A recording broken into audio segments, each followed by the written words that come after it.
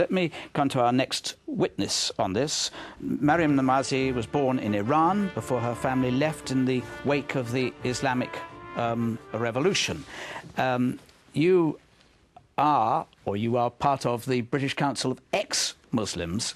I presume that you believe religious principles are not entirely helpful to developing moral values. No, I actually think that oftentimes religious principles are actually quite immoral, to be quite frank. And I think that if you look at examples where girls are sexualized at a very young age, for example, if you look at Islamic schools where they're forced to veil, where they're taught that they're different from boys, where they're not allowed to listen to music, where they're completely segregated, and many such examples like that. I think, in fact, if there is any good morality that comes out of even religious education, it's not because of religion, it's oftentimes despite religion, and it's the result of an enlightenment and a vast social movement for 21st century values that have had an effect on religion as well. Let me bring in, I will come to you in a moment. Let me bring in Mohammed Muqaddam in response to that. I don't want to misreport, but at Muslim schools, the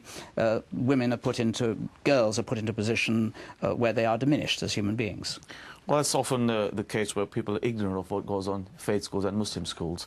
The fact is, our schools are run along a legal lines. They treat both sexes equally, provide them with the best opportunities. So that's often a case of people who have prejudices and ignorance. Maryam? I mean, I think it's typical of Islamic schools and the political Islamic movement to label any criticism a sort of prejudice and thereby racism, thereby trying to make people silent on criticizing it.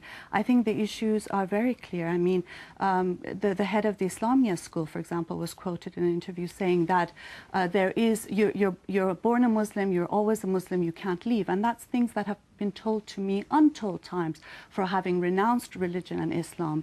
There is threats, there is intimidations. Just yesterday, a 16-year-old girl was killed by her father for refusing to wear the veil. I think Islamic schools very much do suppress and restrict girls. Of course I did. I lived under the Islamic Republic of Iran. The father who killed, did he go to an Islamic school? I think Islamic schools, the problem with all faith schools, let me be clear that I have a problem with all faith schools, because I think if Catholic schools are a little more tame, it's because the Enlightenment has tamed them. I agree with Richard Dawkins that children do not have a religion. They shouldn't be labelled as any religion. They should be labelled human, and that is the best way to safeguard children's rights. Pause there for a second while I bring in Nadia, because you touched on this before. I mean, you are wearing the veil, you're a Muslim.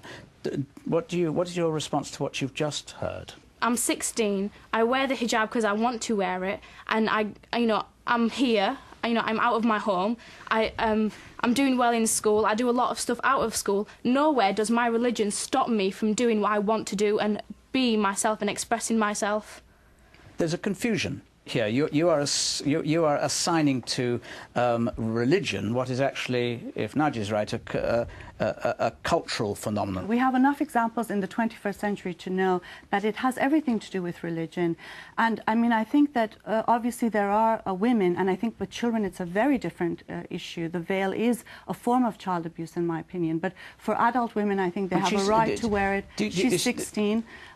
She's an adult, and therefore she isn't being abused, as it were, by wearing well, this is the thing. I mean, there might be people who don't. I think, socially speaking, the veil is very often imposed on women. And I think the problem with the thing about education is that it has to help children have access to information, be able to question. And I think the problem with religion is it's actually very restrictive and prescriptive and doesn't allow people to question, because these are the rules and you have to adhere by them. You said just now, and I want to bring in there for Una Stannard, that other religions maybe were softer, but that you had the same underlying objection. What thoughts from our audience? I'm picking up with respect to what Sir Richard Dawkins said. He's not knighted yet. I expect he will be. He's a mere professor at the moment. Professor Dawkins said, if a child is born into a family given a certain religion, when that child growing up basically knows more about their religion, and as they grow up, they learn about other religions and choose and.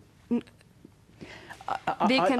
Are you saying that the fact that you're brought up within a religious faith doesn't prevent you being open-minded or adopting any religion or none? Not at all. It does not prevent me from being open to other religions. I, in fact, have come to this country and chose to put the veil on. I have come to this country without a veil on. So not so very wicked is the view. But what is the penalty for apostasy? What is the penalty for leaving the Muslim faith?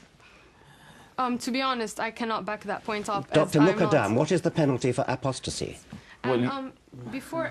We keep coming down this apostasy. Well, give us a quick answer on what is the penalty for apostasy, and then we'll come to the audience. You very well know, if it's an Islamic country, then the Sharia is very clear. Apostasy is dealt with the death penalty. Thank you. That's all I want to hear. But what's that?